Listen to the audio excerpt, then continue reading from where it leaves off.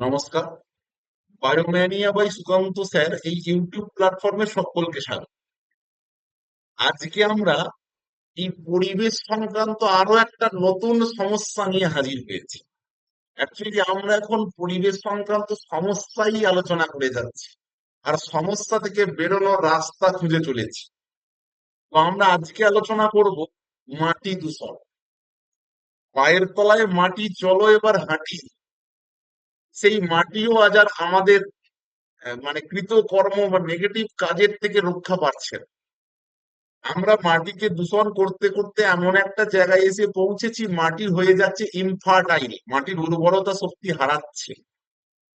এবং মাটিতে যে স্বাভাবিক উদ্ভিদের গ্রো হতো, সেই গ্রোটা পর্যন্ত আজকে স্টান্ট হয়ে গেছে আমাদের এই ক্রিয়াকলাপের ফলে। তাই মাটি কতটা খাঁটি আছে এটাই আজকে বড় প্রশ্ন। তাই মাটি আর খাঁটি নেই, কারণ মাটি হয়েছে দূষিত। তাই জন্য আমাদের পরিবেশে মাটি দূষণ হয়েছে একটা টপিক। তো এই যে মাটি দূষণ বা সয়েল পলিউশন, এর কারণ কি? এই মাটির উপর আমরা হেভি মেটাল, কেমিক্যাল এগুলো প্রতিনিয়ত ফেলছি। এর ফলে মাটির যে ন্যাচারালিটি, মাটির যে নর্মালিটি, মাটির যে স্বাভাবিক ধর্ম, সেই ধর্ম আজ বিপর্যস্ত হচ্ছে। এবং ধর্ম বিপর্যস্ত হতে হতে মাটির যে প্রোডাক্টিভিটি পাওয়ার, সেই পাওয়ারটা পর্যন্ত লস হয়ে যাচ্ছে। তাই একটা বড় চিন্তার বিষয় এই মাটি দূষণ। বর্তমানে আমরা যদি দেখি, বিভিন্ন কারণে এই মাটি দূষণ ঘটছে। সেই কারণ কখনো মাইনিং এর জন্য, কখনো মাটি যে ক্ষয় হচ্ছে, গাছপালা কেটে দেওয়া, মাটি যে অ্যাঙ্কার করে থাকে সেই গাছপালা কেটে দেওয়া হচ্ছে। গৃহস্থালিতে যে সমস্ত দূষিত পদার্থ উৎপন্ন হচ্ছে আমরা যত্রতত্র ফেলছি। শহর এলাকায় উৎপন্ন হওয়া কঠিন বর্জ্য পদার্থ, হসপিটাল নার্সিং হোমে উৎপন্ন হওয়া বর্জ্য পদার্থ মাটিতে ফেলছি আনসাইন্টিফিক্যালি। এবং সব থেকে যেটা গুরুত্বপূর্ণ বিষয়, ডিফরেস্টেশন, গাছপালা কাটা, এবং heavy amount of chemical fertiliser যখন ব্যবহার করছি, জমির যে স্বাভাবিক ধর্ম, সেই স্বাভাবিক ধর্মটা নষ্ট হয়ে যাচ্ছে। এই স্বাভাবিক ধর্মটা নষ্ট হয়ে যাওয়ার জন্য দেখবে যে কোনো জিনিসেরই যদি তার স্বাভাবিক বিষয়টা নষ্ট হয়ে যায়, তাহলে তার যে প্রোডাক্টিভ, তার যে ক্রিয়েটিভ ব্যাপার আছে, সেই ক্রিয়েটিভ ব্যাপারটাও কিন্তু নষ্ট হয়ে যাবে। তাহলে মাটির ক্রিয়েটিভ ব্যাপার বলতে তার ফার্টিলিটি পাওয়ার, তাহলে সেই ফার্টিলিটি পাওয়ারটা কিন্তু নষ্ট হয়ে যাবে। এবং ঘটনা তাই ঘটছে, মাটি ইনফার্টাইল হয়ে যাচ্ছে, মাটিতে চাষাবাদ হচ্ছে না। তো এই সমস্ত জায়গাগুলো থেকে মাটি দূষণ হচ্ছে। মাটিতে আমরা যে সমস্ত নন বায়োডিগ্রেডেবল সাবস্টেন্স ফেলছি, মানে প্লাস্টিক বা এই জাতীয় পদার্থ, মাটিতে আমরা বিভিন্ন কেমিক্যাল ফেলছি, প্লাস্টিকের বোতল থেকে শুরু করে জমিতে ইউজ করা কেমিক্যাল ফার্টিলাইজার, হার্বিসাইড, ফাঙ্গিসাইড, যেগুলো আমরা হেভি অ্যামাউন্ট ব্যবহার করছি, আজ তারা পরিবেশের উপর তাদের নেগেটিভ খেলা দেখাতে শুরু করেছে। আর এই নেগেটিভ খেলা দেখানোর জন্য আমরা ভুগতে শুরু করেছি। আমরা কি ভুগতে শুরু করেছি? মাটিতে চাষাবাদ হচ্ছে না, উৎপন্ন হওয়া ফসলের পরিমাণ কমছে।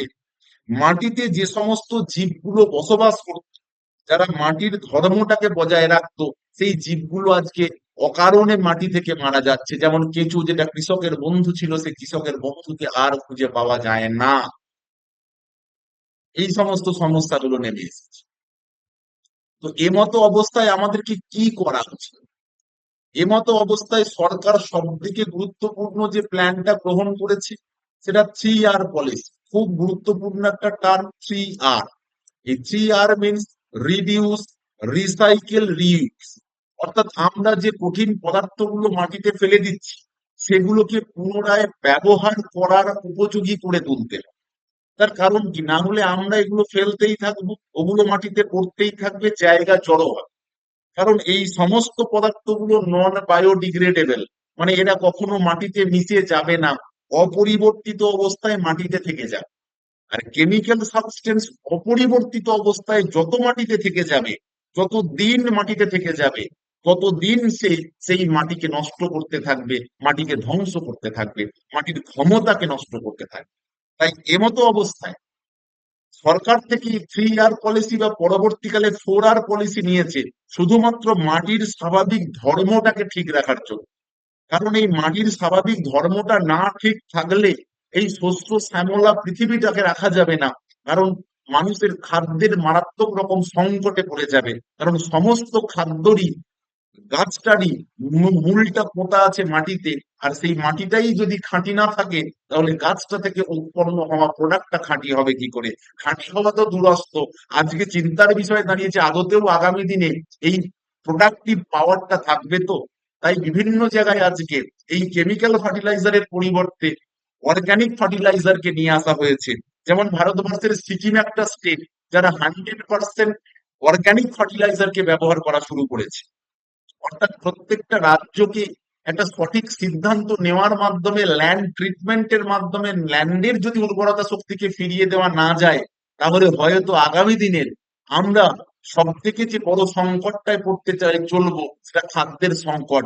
খাদ্যের পরিমাণ কমে যাবে বা প্রোডাক্টিভ পাওয়ারটা কমে যেতে থাকবে। তাই মাটি দূষণের যে জায়গাগুলো থেকে হচ্ছে, সেই জায়গাগুলোই ট্রিটমেন্ট এবং 3 ইয়ার পলিসির সাইন্টিফিক্যালি ইনভেন্ট করে তাকে যদি আমরা ব্যবস্থাপনা করতে পারি, তাহলে হয়তো কিছুটা এই দূষণ থেকে রক্ষা পাওয়া যায়। পরের ক্লাসে আবার নতুন টপিক নিয়ে হাজির হব। ততক্ষণ সকলে ভালো থেকো। টাটা।